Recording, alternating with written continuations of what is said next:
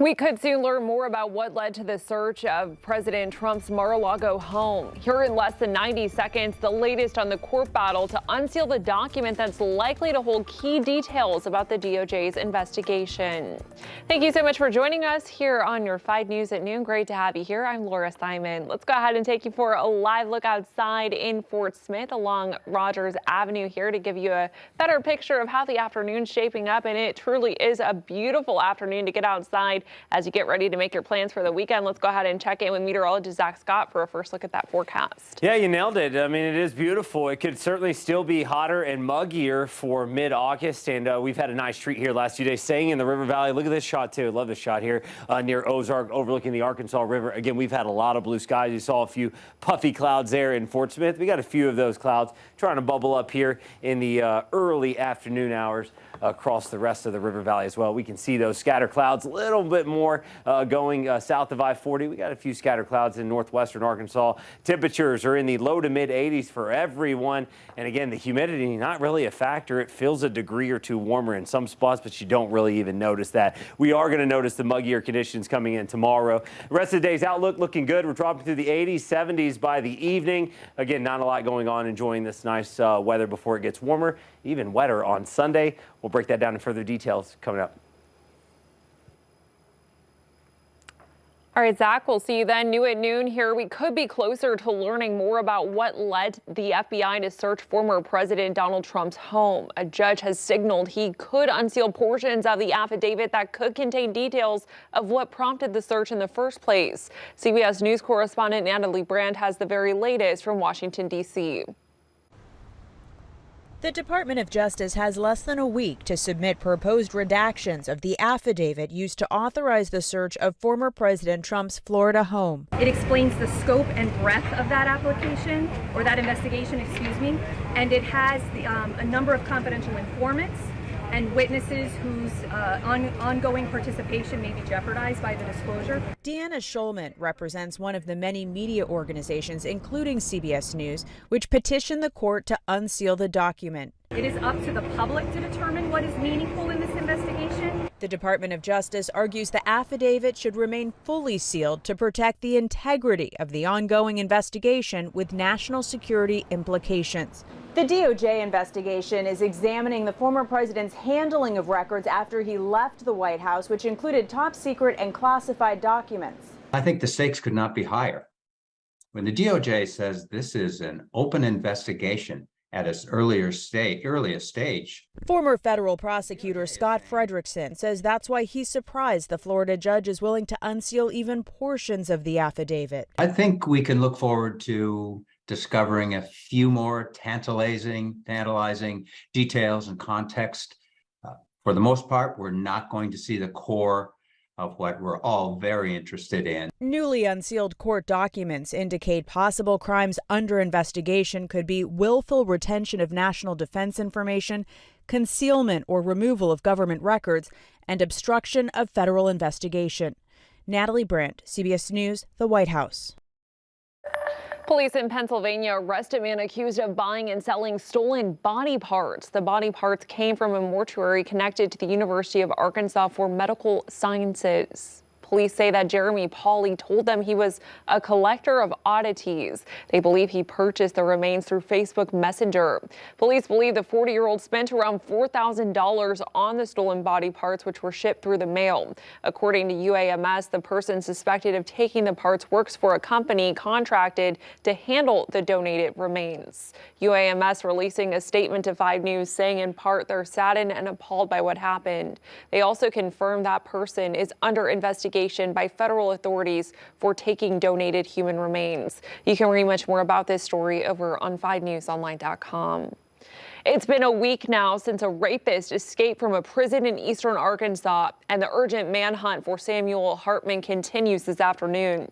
He's from Magazine in Logan County. The Department of Corrections believes these 2 women may have helped him escape. The nationwide manhunt had police zoning in on Mississippi, Wyoming, and now Oklahoma. Police in Crescent, which is just north of Oklahoma City, believe one of the women accomplices has ties to that area. All 3 of them should be considered armed and dangerous. Call 911 right away if you see them. For several months now, 5 News has been reporting on complaints about the living conditions at the High Point Apartments in Fayetteville. Another chapter in this story this afternoon as people who live there are trying to voice their concerns to management there. Yesterday, tenants tried to show the property manager a 20-page packet filled with their specific complaints. It includes pictures of the issues they report in each building, like sewage problems. People are frustrated with their living conditions and how management is handling the situation, not offering any solutions to their problems. 5 News spoke with a property manager who says she's new to management and is trying to catch up on everything going on there. We also tried speaking with her supervisor, who declined to comment. Tenants described the living conditions as inhumane and deplorable.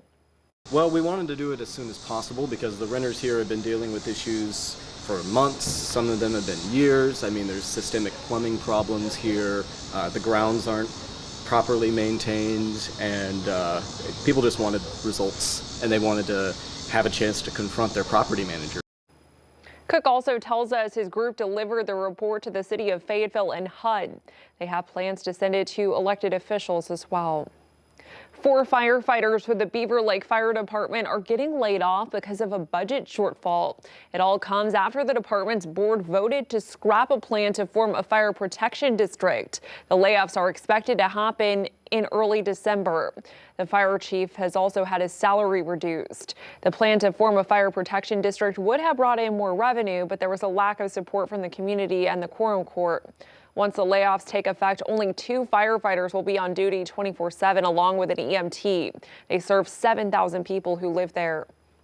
This is going to affect our ability to respond in a timely manner and with the appropriate amount of people to mitigate the emergency safely, not only for you, but for us as a first responder.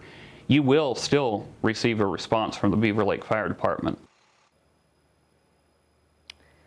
So the fire department is asking for volunteers who are willing to step up and help their neighbors. They currently only have 3 volunteer firefighters. So if you are interested in becoming one, you can apply with the Beaver Lake Fire Department. There are only 318 drive-in theaters left here in the United States. And in Northwest Arkansas, the last remaining outdoor silver screen is preparing to close later this month. The 112 Drive-In in Fayetteville is actually one of only 3 drive-in theaters left here in the state of Arkansas. It opened in 1980 after Springdale's 71 Drive-In closed. Now there are only 2 weekends left for the drive-in, leading many longtime patrons to stop by and see a movie there before it closes. It's just a fun place to come in the evenings and hang out with the family. We've got a Jeep. We put a bed in the back of it. We lay down and watch the movies. It's just been a whole lot of fun. So we're really going to miss it. It's a bummer that it's going away. There are showings tonight and tomorrow night. At 8:30, you can catch The Wizard of Oz, and at 10:30, Twister's being screened. Next weekend will be the final weekend for the drive-in, as they'll be showing Footloose, followed by Grease. You can find a link to the movie showtimes and more info on our 5 News app and 5newsonline.com. If you've been struggling to get your kids back on a sleep routine for school, well, you might want to listen to this. Maybe this weekend they can catch up and get back in the swing of things. 5 News reporter Tiffany Lee actually spoke with a sleep expert on how to get their kids back into the sleep routine of the new school year.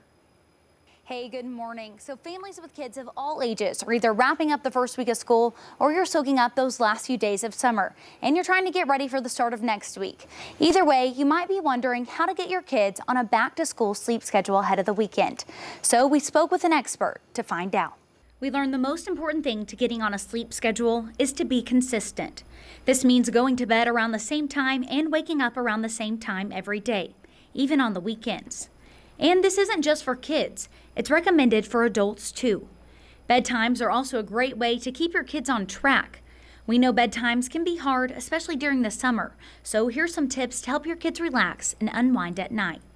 Take electronics away a few hours before bedtime. The light from iPads, laptops, and phones can actually counteract our body's natural melatonin. And while you may think running around before bed will wear the kids out, it'll actually wake them up. Exercise is great, but make sure to wrap it up a few hours before bed. And doctors say no caffeine after 3 p.m., any later, and it'll last into the night. Sleep specialists also say that naps are a big no-no. It's better to let your kids be tired. So if they take a nap, then they're going to be unable to fall asleep on time again. So during these first few days of school, make sure that they're not napping in school, and they're certainly not napping when they come home before bedtime. So that will make it easier for them to fall asleep at bedtime and get adequate sleep. When it comes to getting the right amount of sleep, according to the CDC, preschool kids need 11 to 14 hours, grade school kids need 9 to 12, and teenagers need 8 to 10 hours each night in order to function their best. Covering news where you live, Tiffany Lee, 5 News. We can only imagine getting that much sleep, but the kids certainly need it. Tiffany, thank you for your reporting. Tens of thousands of kids did go back to school this week, but some are actually still soaking in the last few days of summer break here. Students in Fort Smith and Van Buren Public Schools go back to school on Monday. For area colleges, the University of Arkansas and UA Fort Smith will start back up on Monday. Students at the University of Central Arkansas and Conway start back up on Thursday. Still ahead here on your 5 News at noon, a team of veterinarians in Philadelphia are saving animals with injuries and deformities. Their heartwarming stories coming up. Alrighty, here we saw some heavy rain move through late Tuesday into Wednesday. We've been dry since then. We're going to bring back some more rain chances with the threat of some thunderstorms this weekend. We'll time that out coming up.